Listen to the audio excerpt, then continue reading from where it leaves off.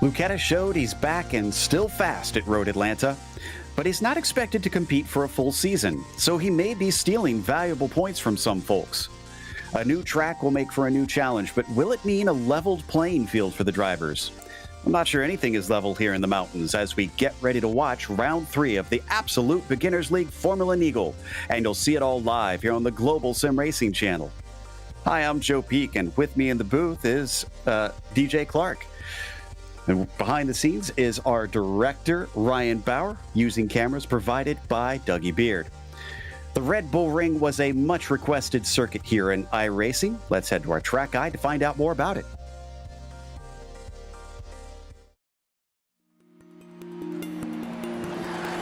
Welcome to the Red Bull Ring.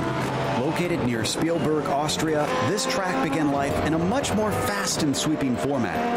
Having gone through multiple different owners, it eventually was snatched up by Red Bull and has its 3 different layouts you see today. While they range roughly between 1 to 2.5 miles in length, the thing they hold in common are fast straights, hard braking zones, and very few corners. In fact, the longest and most common layout, the Grand Prix course, has only 9 of them. Spots like Remus and Gosser are the most popular corners for overtakes, but both involve dramatic elevation changes. Each have their perils. Remus tends to see drivers make contact when the blind cutback often goes wrong, whereas Gosser tempts you into braking far too late, and the downhill nature shoots cars miserably into the gravel. A few swift bends still scatter the track, with turns like Lauda, Rent, or A1 really testing a driver's accuracy at high speeds. However, most of them don't send you off into the grass. Rather, there is a lot of paved runoff, but they often include some nasty curves most cars will want to avoid hitting, as they've been known to damage suspension and undertrays. A variety of types of racing compete here, with everything from lower Formula open-wheelers to motorcycles, touring cars, and all the way up to Formula One holding events regularly. Set among the gorgeously picturesque Alps, and including great racing on a challenging and history-rich circuit, it's easy to see why fans and drivers are both eager every time they come for a race.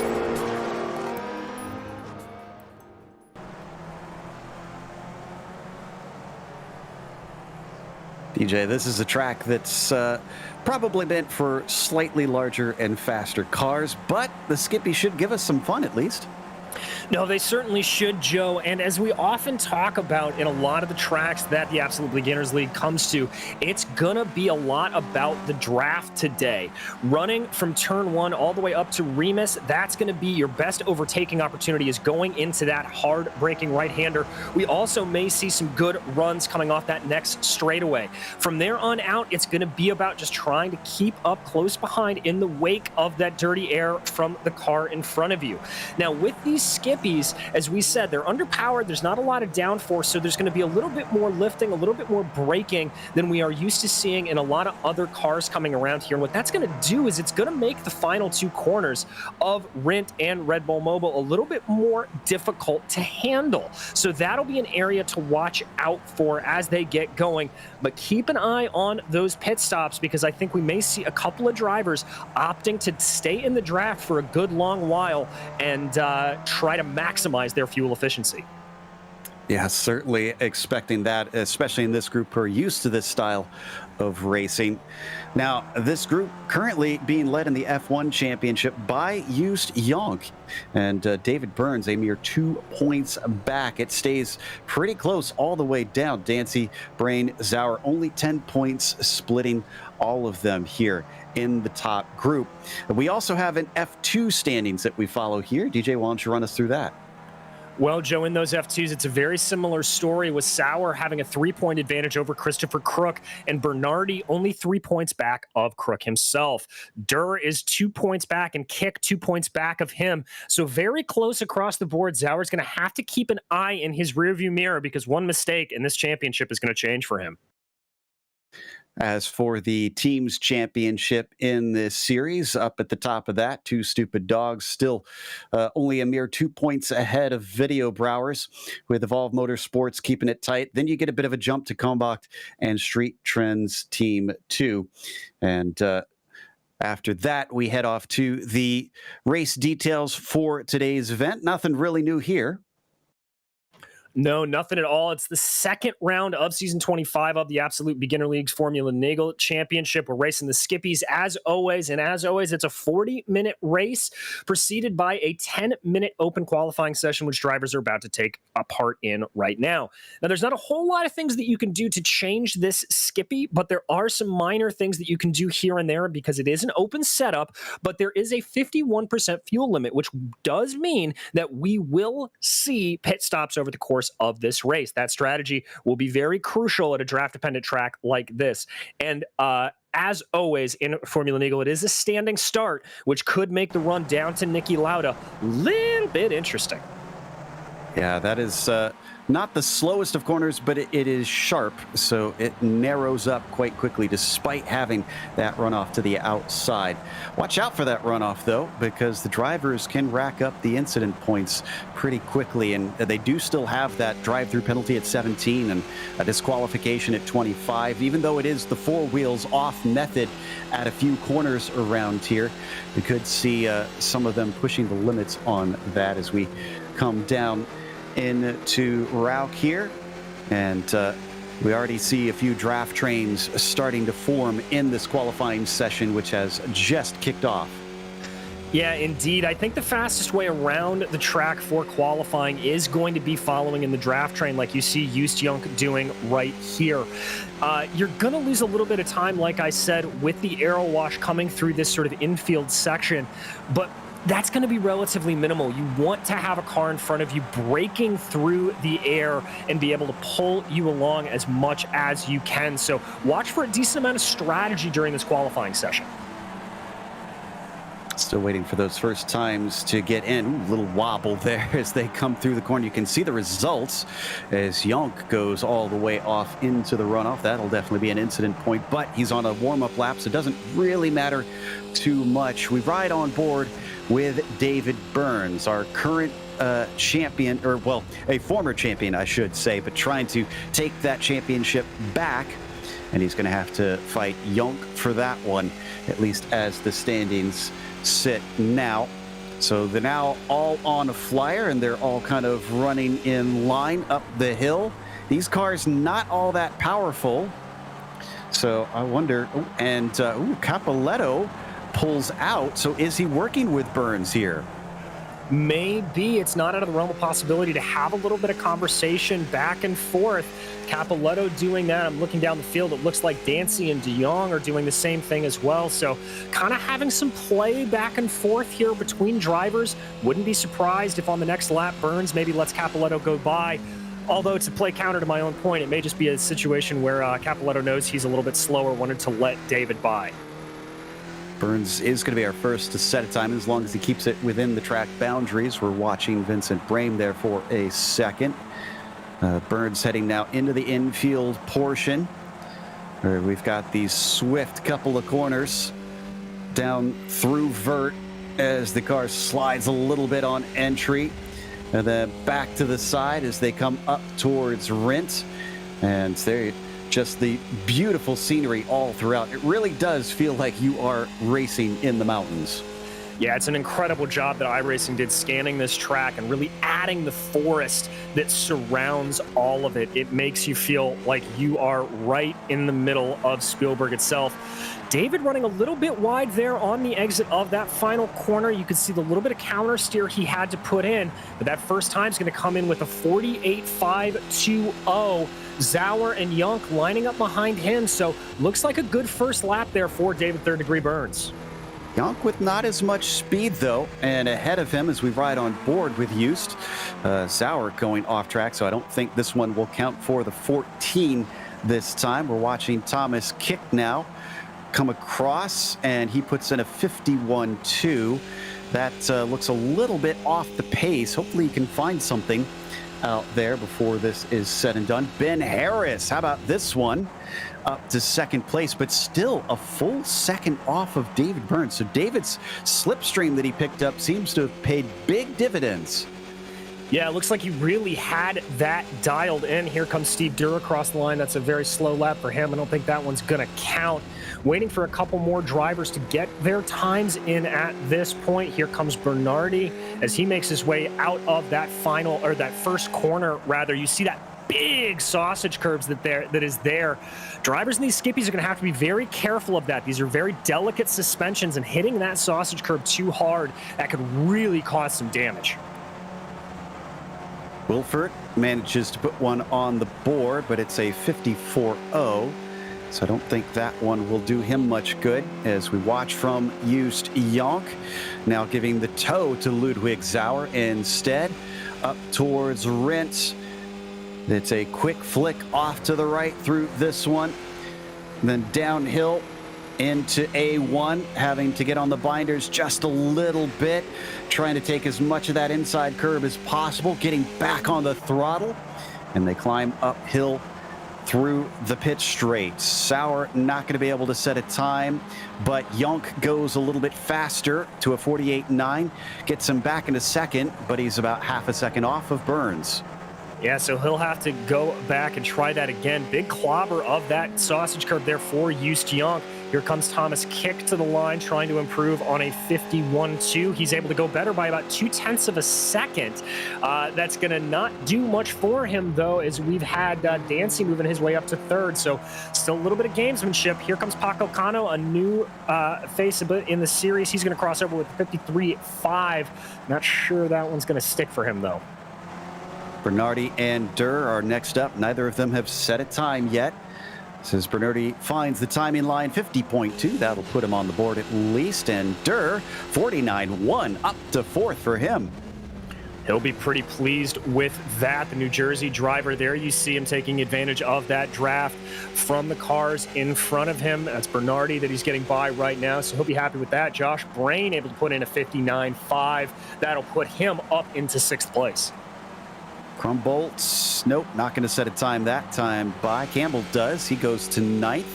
And Wilfert still seeking a competitive time. Grula is now going to go into 10th. And looks like we've got a wide margin between first and last here in our lap time. 6 seconds from first to 15th, and we still don't have all the cars on the board. We only have 3 minutes left. Yeah, Joe, and I think part of the reason for that big discrepancy in times is really just drivers that aren't exactly getting the perfect timing on the draft. Riding on board here with Vincent Bream.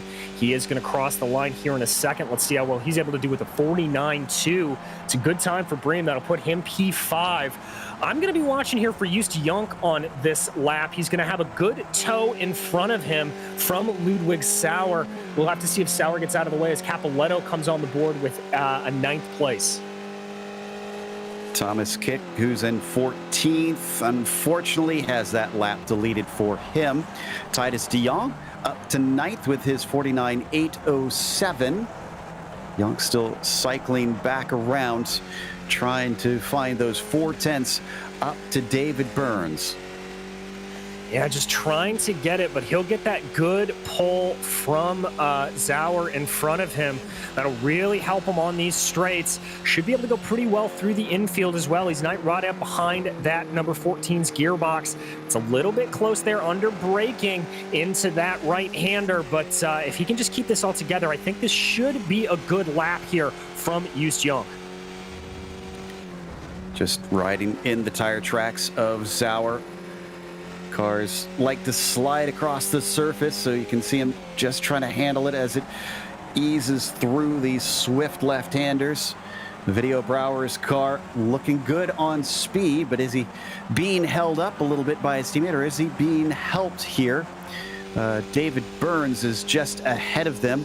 Can he go faster than his 48.5 without anybody around him? I'm keeping an eye on that as we continue to watch the Benelux driver head through the final right-handers. And Burns puts down a 48.3. Yes, he can. That was a solo lap. That would make me very nervous if I'm another driver. Jonk not able to put a good time on the board, but Vincent Bream is able to jump over Just with a 48.5. So that's a very good time there from Just Jonk. Ooh, you see Sauer coming off a little bit. Now we're going to follow Thomas Kick. Let's see if he's able to improve on that 16th place. Love the paint scheme on Kick's car. It looks pretty snazzy. very 80s feeling. And as the 44 crosses the line, unfortunately, another one that does not count for him. Harris goes a little quicker into 7th. Durr may have just had an off track. He's the next one up, with Bernardi still working with him. See if these count for those two. Well, definitely not going to count for Durr, as he is all the way off into the dirt. The checkered flag is out. I don't know if Bernardi crossed in time, but he'll stay in 14th regardless. Yes, he will. So this will be the final flying lap for all of these drivers that they are on right now. Waiting to see if anybody else has got a little bit more time to put in. Looking like Zilka not able to cross over in good time. Waiting for Wilford. See if Wilford's able to improve. Doesn't look like it, but we follow here David Burns. Let's see if he's able to improve it all on a solo lap with that very impressive 48.3. David Burns is going to be up next. He already has the pole position, and he went faster by himself than anybody else has, even though many of his other rivals have had a tow. He's going to abandon the lap, though. Doesn't like how it's looking. Jost Junk now coming through with Vincent Brame in tow. Brame's in second on the timing sheets. He's got a nice pull. Is this going to be enough to go those 2/10 quicker to steal it away from David Burns? A 48.3 is by 0.003 of a second. Wow, a great time there from Vincent Brame, and Jost Junk able to improve on his best time as well with a 48.840. So that is just absolutely mega there from Brame, though, to be able to knock off David Burns. Here comes Titus de Jong. Let's see if he's able to improve. Yes, to the tune of about 0.4 of a second. That'll put him into 9th place. Here comes Bose. And Dancy demoted Junk. He managed to get into 3rd. Bose goes up to 16th with that 51.2. And that is it for our qualifiers. The day is done for qualifying. Now it's time for the race. And up at the front, it is Vincent Brame on the pole with David Burns in 2nd. Josh Dancy starts from 3rd. Jost Junk, P4 for him, as Ludwig Sauer is 5th. Steve Durr in P6 and Harris in 7th. Wilfert will start P8. Row 5 has de Jong and Brame there. In 11th, it is going to be Rodrigo Capoletto, followed by AJ Campbell, with Christian Grula lining up 13th and Filippo Aliso Bernardi alongside him. In row 8, it's Stefan Krumboltz, followed by Dana Bose, with Thomas Kick and Nicholas Anderson lining up behind them. And then to round out your top 20 and your field, it's Sven Zilka, followed by Paco Cano. Cano, the only one unable to set a time during that qualifying session, as we wait for them to finish gridding up here. Standing start down into Lauda. Will we get a clean one?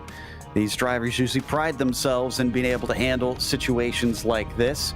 And just a couple more that have to find their way out into the grid. I wonder if that's going to be the more important part, just surviving that first and second braking zones in this lap and managing to hold on to the slipstream for the remainder of it. Grula and Kick the last two. No, I take that back. We're still waiting on Cano to find his way out there, which he appears to be not in the session. So he is going to miss the start unless he is here very quickly. And Thomas Kick will be our last one in that 44. He's got about 15 seconds left to try and do it, which he is now out there. All cars on the grid. So as we get ready for round 3 here in the Absolute Beginners League for the first time here in Austria, the green flag is out. They start to pick up speed, and Vincent Brame gets a good start over David Burns, his rival, coming up into Lauda. They go single file very quickly at the front of the field behind them. It is still side by side. So far, so good, and no incidents through Lauda. None at all. Almost looked like synchronized driving there from your top 5 as they all slid into place behind one another.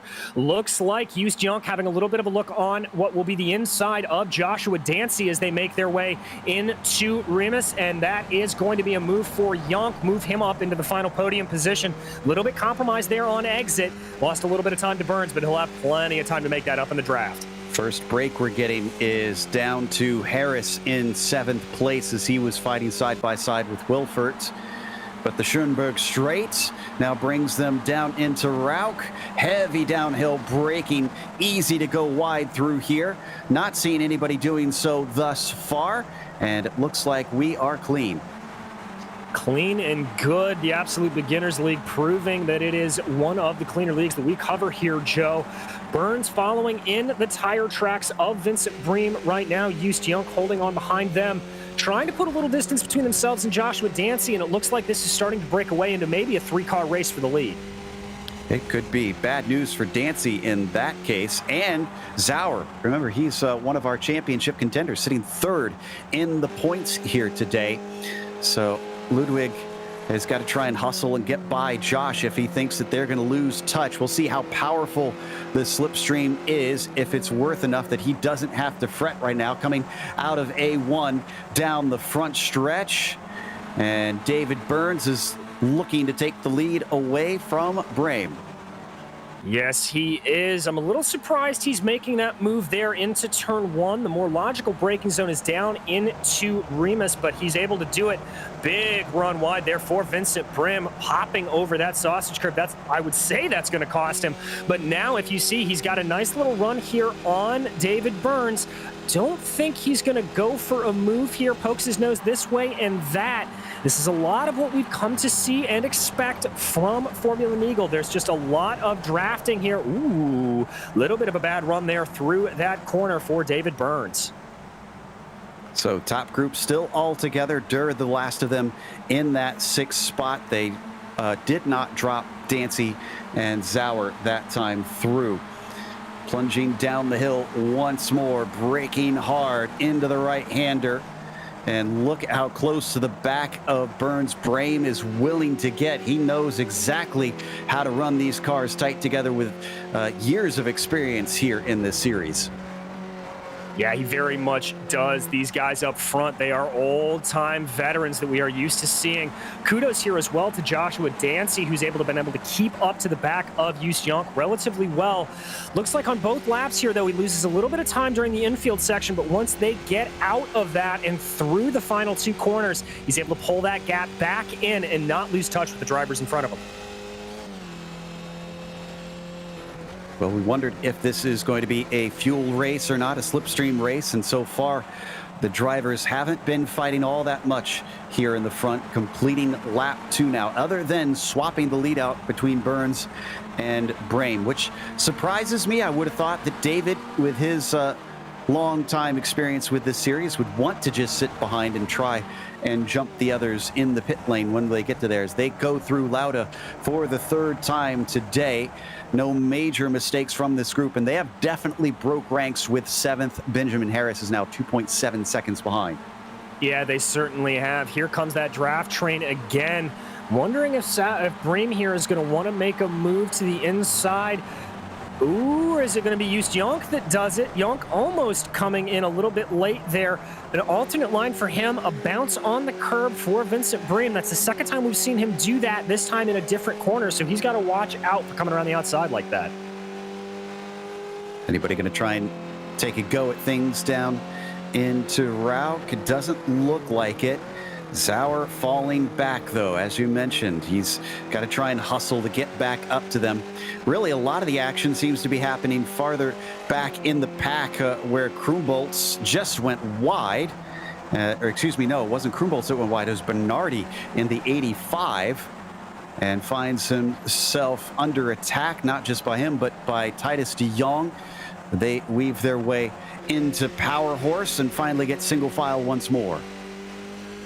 Yeah, calming down a little bit there in the back. A little bit more aggressive driving from these drivers mid-pack than we see up front. They're scrapping away a little bit more.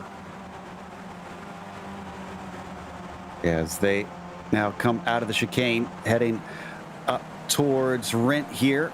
Anybody going to have a go? Ooh, Bernardi, who looked hungry but decided to back out of it, was quick into that right-hander.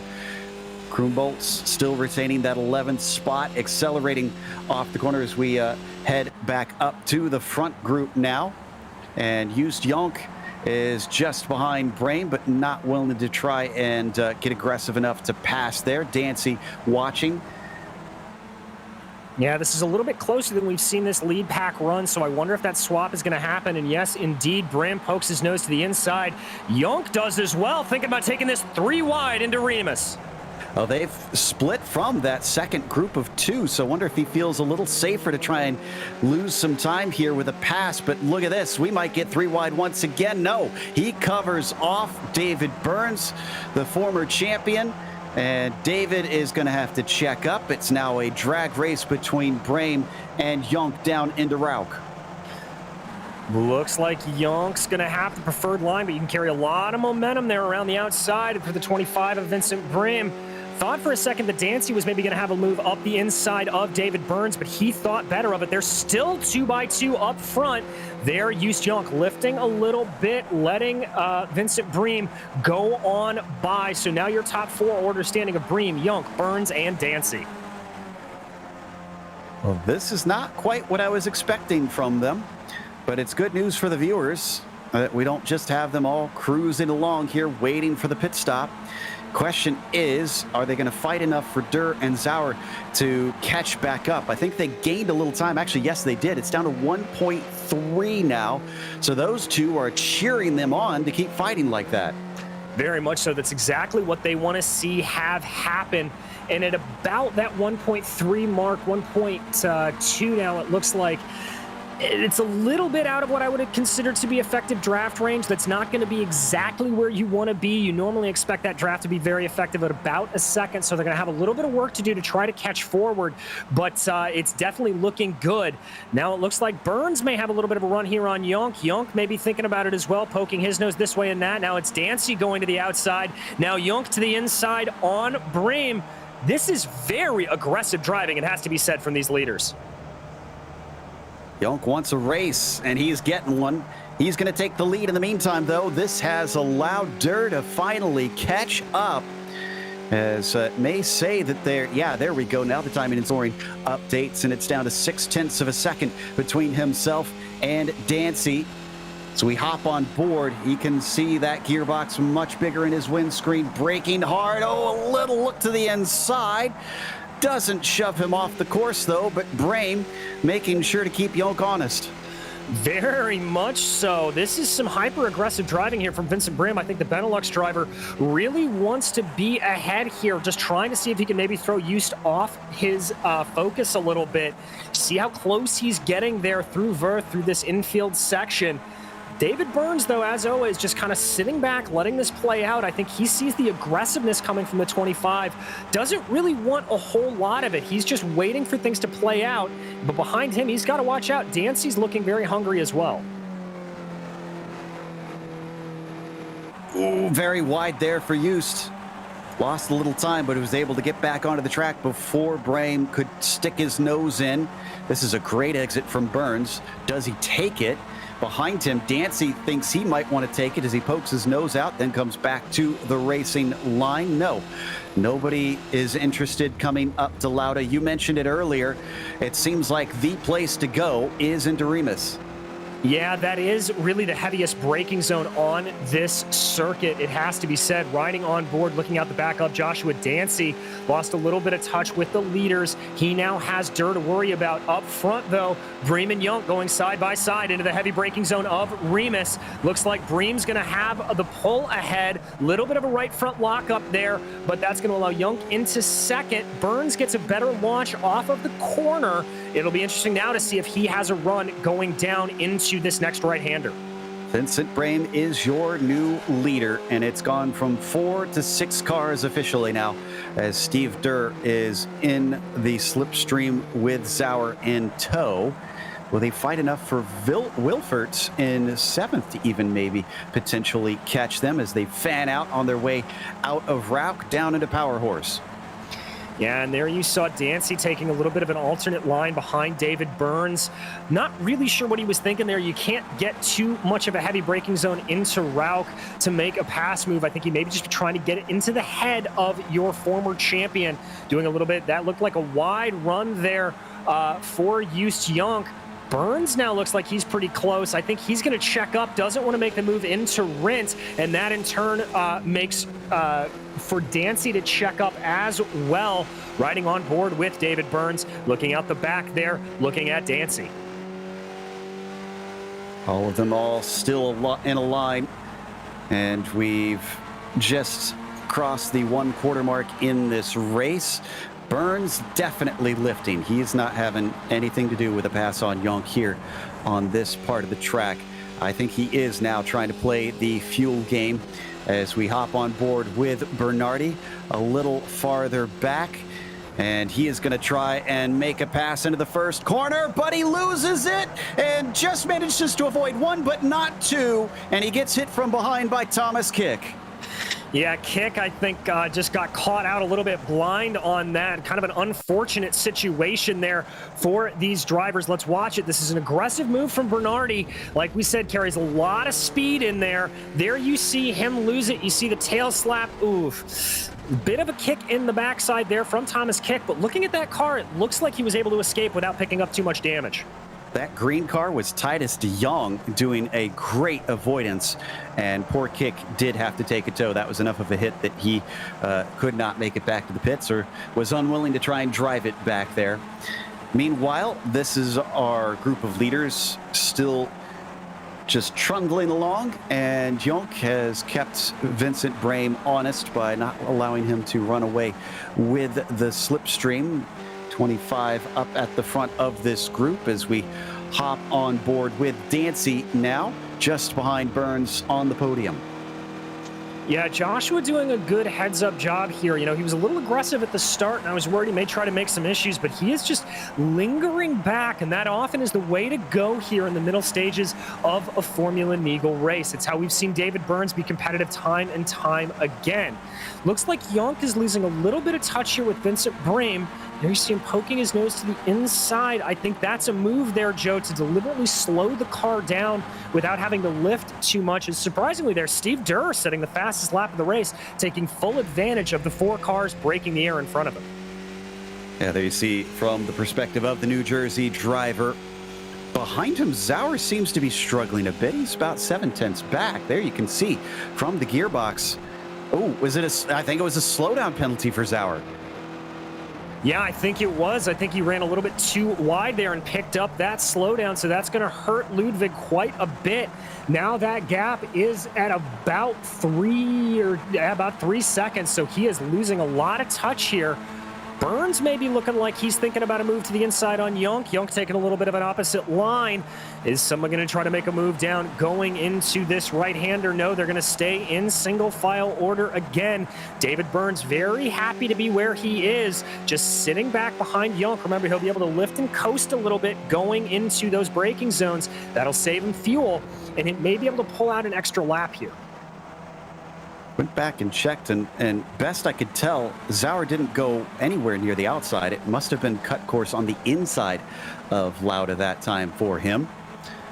Just a little too greedy, unfortunately.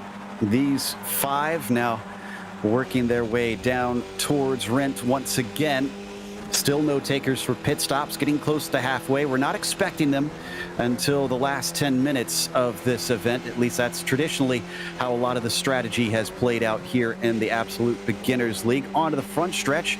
Brame does look pretty quick, even though he had some slipstream help in his qualifying. Look at how he was able to pull a tiny gap on Jonk. Yeah, it's a pretty impressive run there from Brame, I've got to say. And I'm liking what he's doing there. You saw, though, coming out of that final corner, A1, ooh, that was a big wiggle there for Vincent Brame. Caught a little bit too much of the sausage curb and pushed that car sideways. I don't think Jost Jonk is going to be close enough to make a move, and it looks like he doesn't want to, deliberately sticking out of the draft here for a little bit. Now he's going to close in, not going to make the move under braking into Remus, but he is going to be very close to Brame in front of him. He gets the power down here right. He may be able to have a move going down into the next right-hander, but it doesn't look like Jost has any desire to get forward. You see him deliberately there poking his nose out of the draft, trying to slow that car a little bit. We have had a taker for the pit stops, I believe. Josh Brame has been in and out. I'm not sure if he had damage he needed to fix or he just didn't like running in a group, but regardless, the 946 has taken a 12.5-second stop, comes back out in 17th, which is not last. It's second to last. We've lost 19th place driver Thomas Kick as our only DNF thus far. Ooh, way wide to the outside there for our leader, Brame. Yeah, and that's the second or third time I've seen him have a little bit of understeer coming out of a corner, Joe. And I'm wondering if he's just overdriving the car a little bit, just pushing a little bit too hard, getting onto the throttle a hair too early, and letting that car carry out wider than it should. So he's going to have to watch out for that. Now, the other thing that we haven't really mentioned here is that when you do come into the pits and do that, the other thing you have to keep in mind is you don't want to do it solo. You want to come out with a drafting partner because you don't want to lose time coming around these long straightaways. It's a little bit like oval racing in that regard, but if you come out by yourself and you're running in clean air, you may end up losing some time. And Crumbolts just came in as we watch our leaders coming up towards Remus. And looks like for a brief moment there was a consideration from Yonk, but decides to stick behind that black number 25. Crumbolts, let's see if this is a scheduled stop for him. And it's going a little long. Nope, it is a scheduled stop. 14.5 seconds. He'll come out behind Josh Brain down towards Rauk. Once again, just going slightly offline. Vincent Brame not allowing Yonk to pull the tow and save fuel quite as much behind them. Battle between Zauer and Wilfert for 6th place. And I think that's going to go to Zauer. Behind them, that's Harris in the orange and white. Harris looking very racy there, trying to get around Wilfert. A little bit of correction coming into Rauch.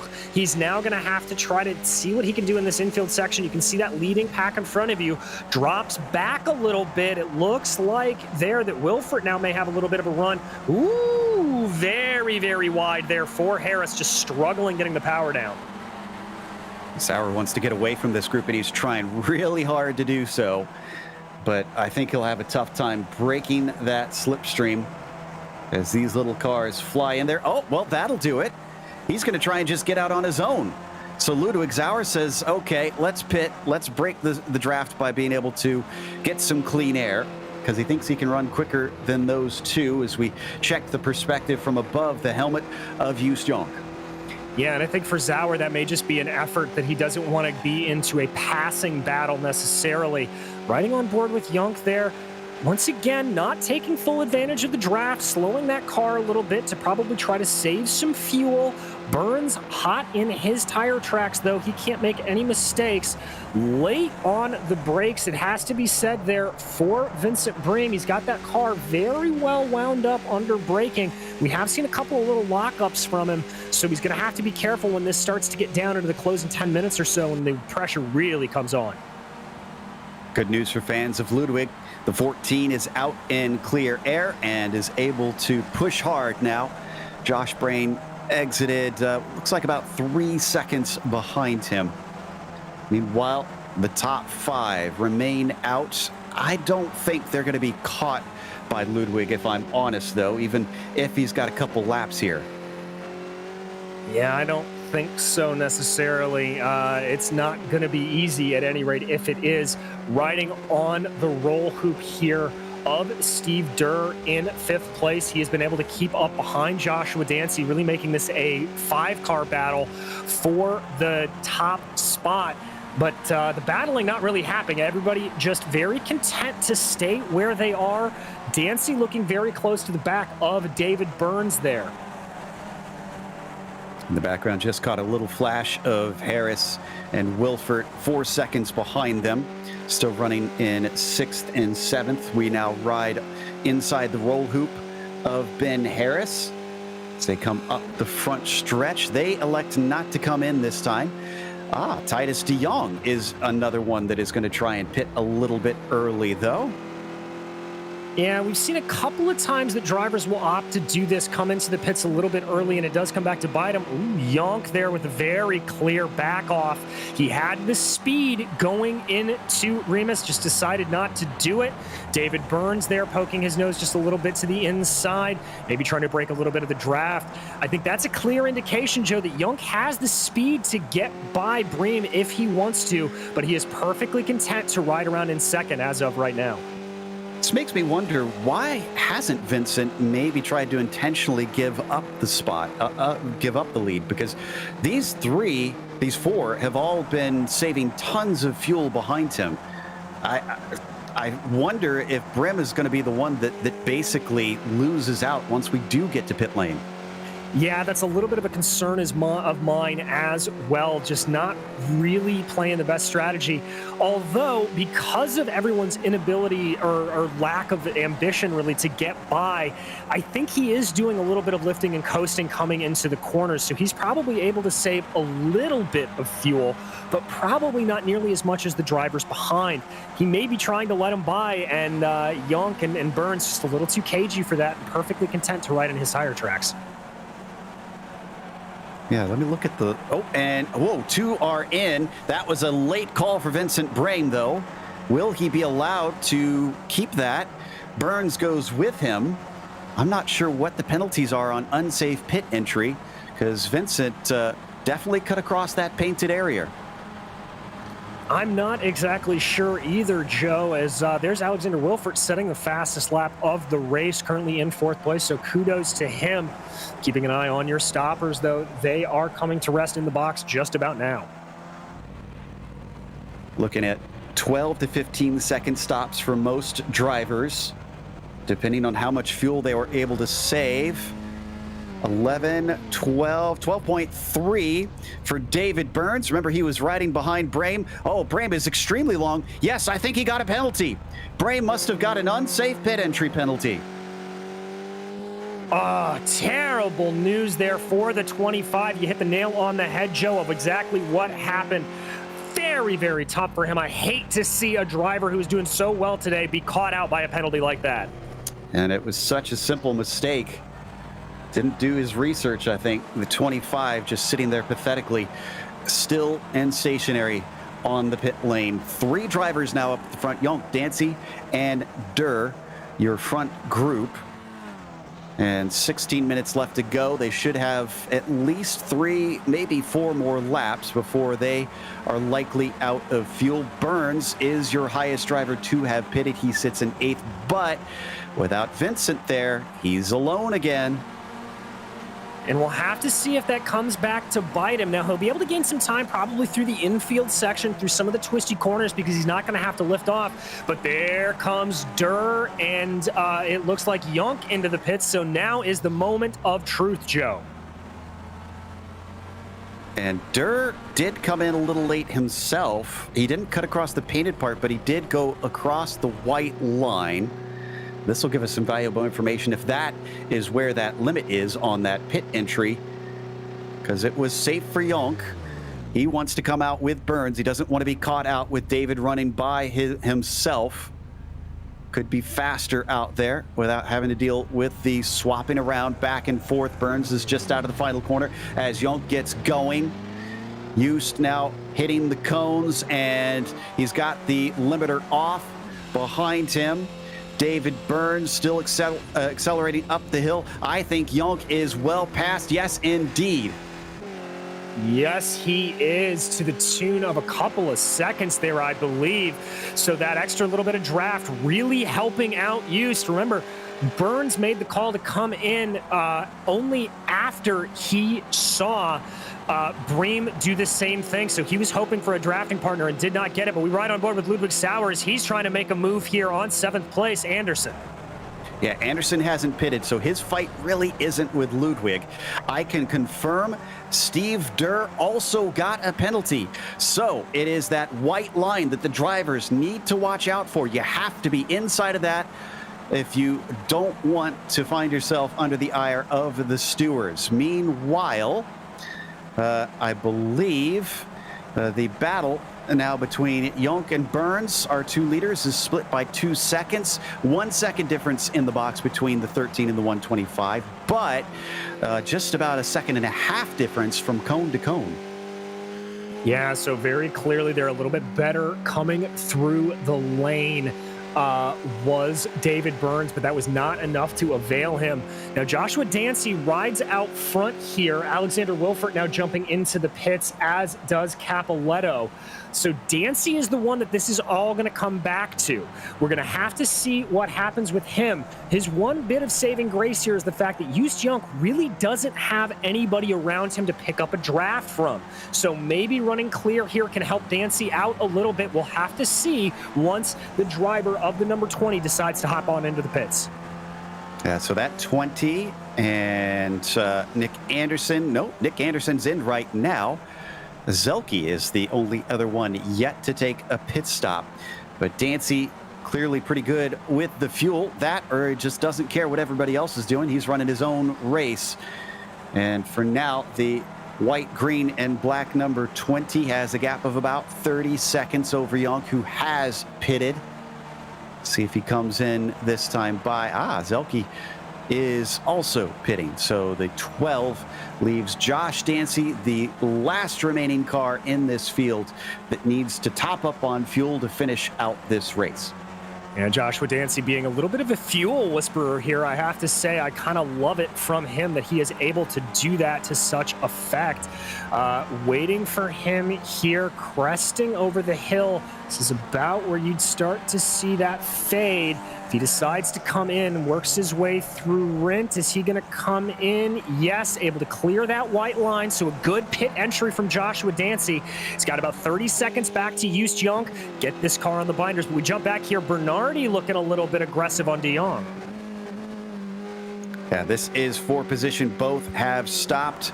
The 90 holding on to 10th place, but just barely as Bernardi gets underneath him down through Rauch, and the pass is done.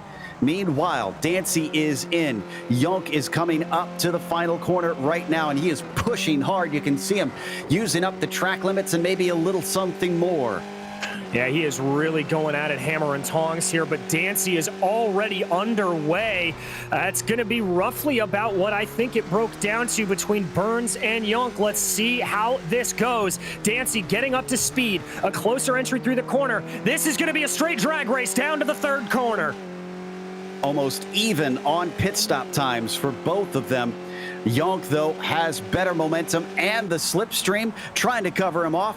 Dancy defends his heart out. It just isn't going to work because there's too much speed in favor of the 13, who's back to the front. This is a big, hopeful development for the 125 of David Burns. He's already cut it down to 1.5 seconds between himself and those two. If they start fighting, Burns is in the mix for sure. Exactly, and I have a hunch that Joshua Dancy, remember, he was pretty aggressive early on in the race. He may be fighting for it very hard here. Probably not going to make the move, and indeed he doesn't, down into Schlossgold.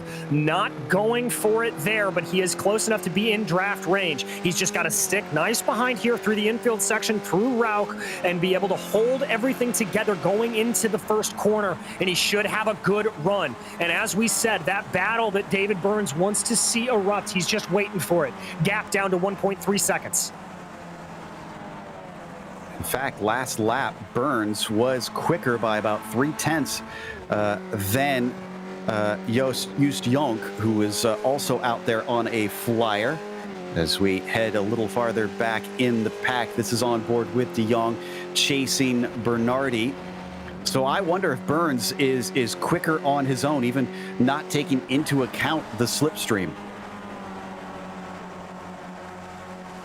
Well, Joe, remember during qualifying, there were some drivers that were really able to set some times out there by themselves. It was very, very impressive to see, and I believe that David Burns was one of them. So it is not out of the realm of possibility that he's just got some more outright speed in that car. Jonk this time a 48.5, Burns a 48.1, 0.4 faster for David Burns. It's down to 1.1 second. He is still in the hunt for the victory as we look on board and can see the rivals up ahead. I'm sure that his mouth is watering. Most certainly, just absolutely trying to see what he can do. That being stuck behind like that for Dancy, that is hurting him. That's getting him a little bit. You see him there poke his nose to the outside, trying to get a little bit of a move here on Just Junk. This is the battle that Burns wants to see. Breaking the slipstream so that Dancy can't do anything to him down into Rauch. Ooh, a little off the apex as well for Just. Coming off of that corner, now down into the infield portion. It's down to 1 second exactly for David Burns. Down to 1 second exactly, and Burns continues to close in. As I said, he just wants to see more and more and more battling between these lead two up front. That is what he needs to have happen. Dancy's back tied for 6th with Brame, so he's going to come out ahead of him after today. But Dancy 31 points behind Jonk right now. His battle is not with him in the championship as it stands. It is between Burns and Just, who are split by a mere 5 points here up at the top. Down and around the final corner and pushing the limits of this track. Dancy wobbling all over the place over the curbs. Yeah, Joshua Dancy not exactly getting the exit that he wanted to. And look at David Burns closing up behind him as Burns sets the fastest lap of the race. He's now got that gap down to under a second. And again, a little bit of a wiggly exit there for Joshua Dancy. I think part of that may have been that he just wanted to let Burns on by. Recognizes that he needs better draft from Burns. Burns is going to reclaim 2nd place now, and he's got Jonk squarely in his sights. 1 down, 1 more to go for Burns, but he's got 8 minutes left to go. They've got a 3-second gap back to Wilford, who's actually been running decent pace himself without anybody to help on the slipstream. Could he maybe do something in these last few laps around? Some blinking from Dancy on top of things, so I hope that clears up for the 20. As do I. Big right front lock up there from David Burns. Now, the only problem is with that checkup from Dancy, that did stall him out a little bit of time, but he's been able to get the gap back down to Just Junk. It's holding at about 1.15 seconds right now. He may lose a little bit here through this infield, but as the clock ticks down, just under 7 minutes and 20 seconds to go here in this race, the race is on for David Burns. He's going to have to try and get up to that slipstream here.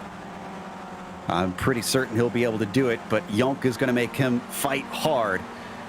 Now, our biggest mover so far this race looks to be Krumboltz, who started from 15th on the grid and is up to 9th, had a very decent pit stop, and the 744 is looking at a potential top 10 currently as we watch our podium sitters right now on the main straight, down to 0.7 of a second. Burns is definitely within the slipstream. Yeah, he definitely is, and definitely has a good charge on here to see what he can do.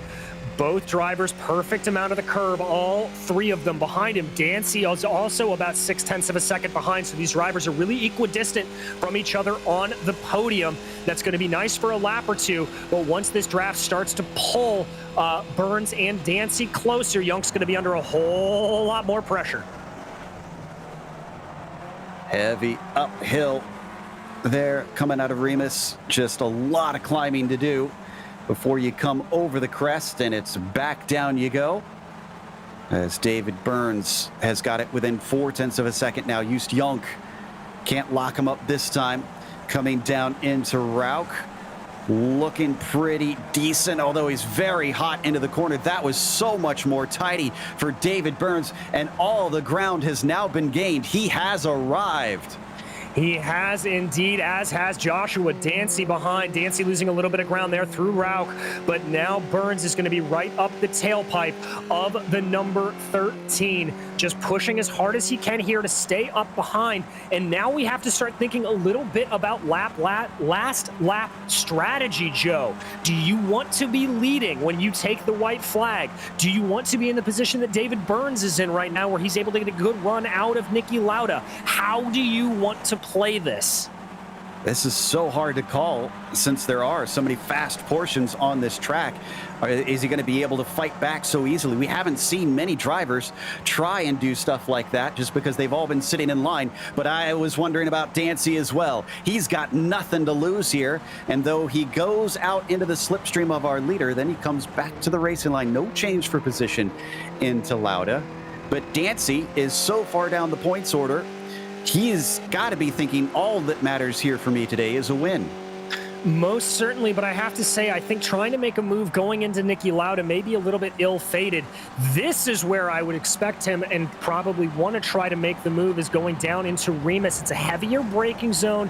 You're going to have better opportunity to poke to the inside. And indeed, that run from him, I think, cost Burns about 1/10 of a second because he just had to be a little bit more defensive and think about it slightly more with Dancy coming up behind. So this is really where the best battle is on the track. Now, Brain has caught up to Sauer somewhat, so fifth could see something erupt there. But really, with the championship in contention between two of these drivers, we can't look away too much to see what's going to be happening amongst them. And I think it's going to be 2 to go at the line. I think that math works out about right. David Burns losing a little bit of touch here with Just Jonk in front of him. Gap now about 0.5 of a second. But Dancy looks like he's got a better run there coming through that final section of the infield. Let's see if he tries to make another move.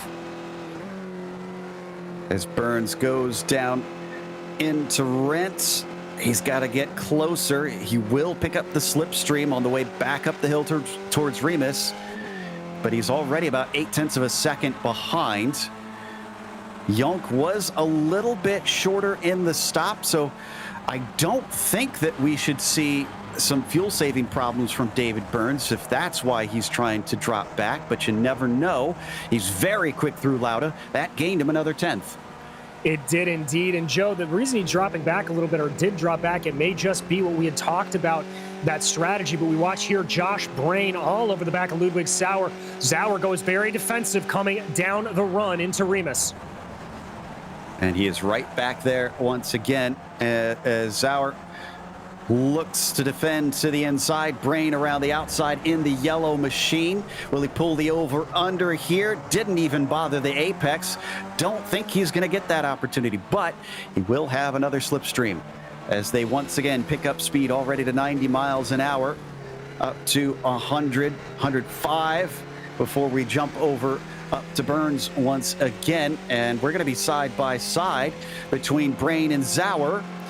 And they come out of RUF with Sauer having a slight advantage. Yeah, and there you see a little bit of a crossover there attempted by Josh Brain, seeing if he can get that done.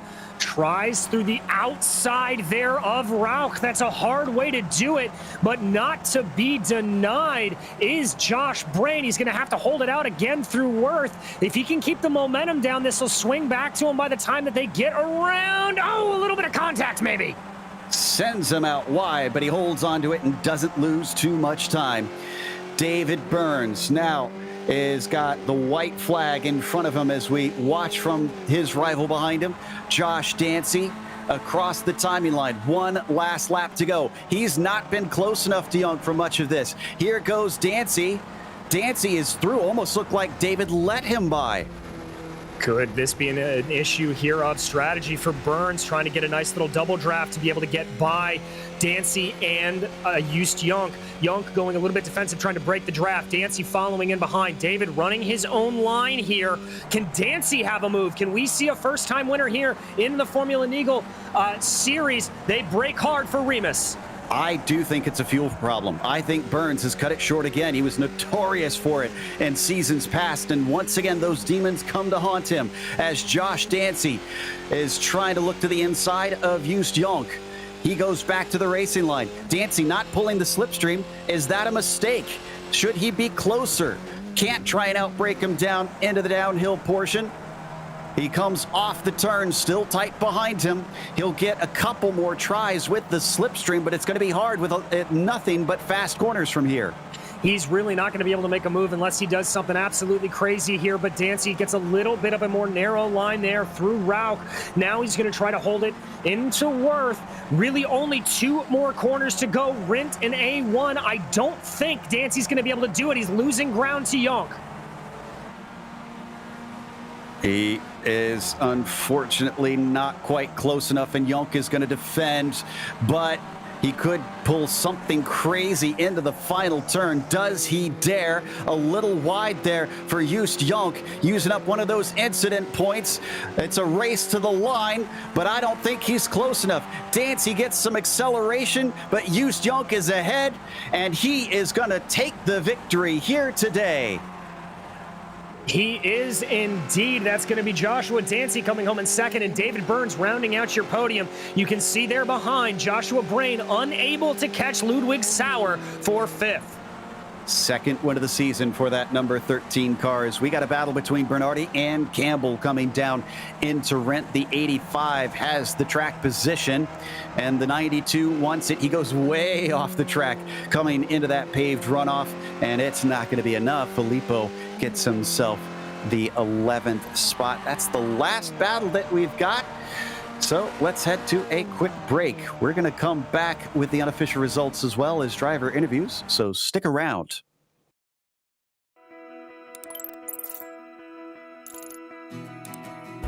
iRacing is a sim racing game that combines a true-to-life racing experience with an online community of virtual racers from all around the globe.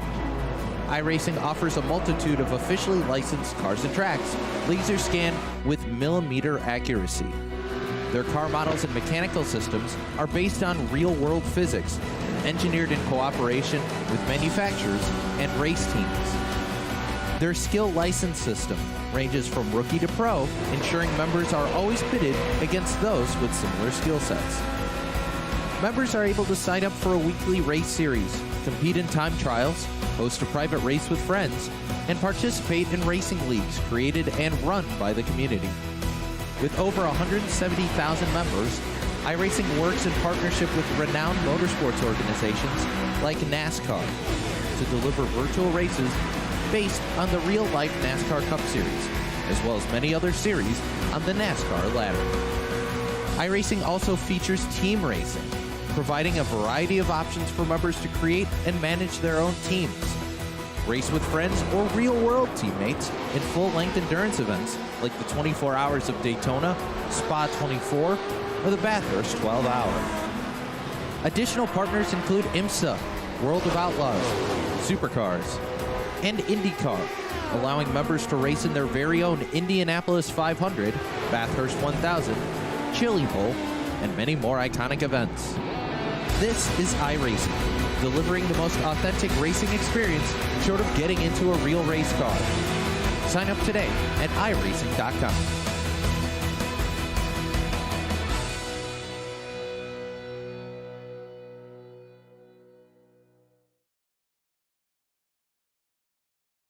Welcome back to the Red Bull Ring. We just watched round 3 in the Absolute Beginners League.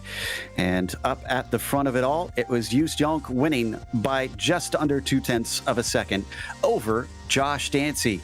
For David Burns, we got confirmation after the race that his pit crew did not put enough in. He was just shy, and so that's why he slowed at the end. He did still claim a podium, but he lost ground to his championship rival because of that error. Alexander Wilfer finished in 4th, with Sauer taking a P5. Josh Brain climbing 4 positions for a 6th. Harris was 7th. Capoleto, a P8 for him, as Krumboltz wound up coming in 9th at a 6th position climb, and Titus de Jong finished in 10th.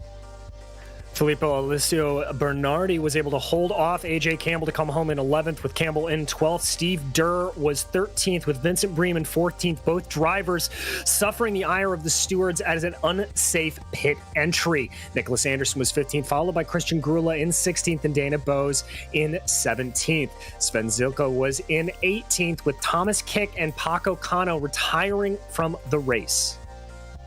Takes us to our 3rd place finisher, David Burns, and David, I hate to bring it up again because you suffered through ribbing on it for so long, but fuel once again seems to just not agree with you. Oh, it's agreed with me for quite a few seasons. It's been a long time since I've made that mistake. Yeah, it's my own fault. I didn't realise how much drafting and lifting I was doing in the start pack, so I calculated just a little bit too less. So I had that on the last lap. I thought, 0.9, I thought I'm best to just go, because a pit stop would have put me so far down, so I thought I'm best to take what I can from there.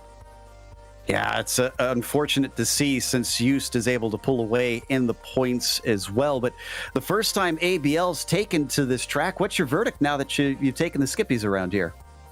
It's really fun to drive around. The scenery's nice, and the tracks, it's a really fun track. I'm not so sure it suits the skippy that well, because the straights are long, but they're not long enough to produce a lot of overtaking. By the time you get to the end, you've only just made enough speed. So I think other cars may benefit, like F3 or some of the the F4 cars. I think they're probably better on it, but the skippy, I think it's just a bit too long for it.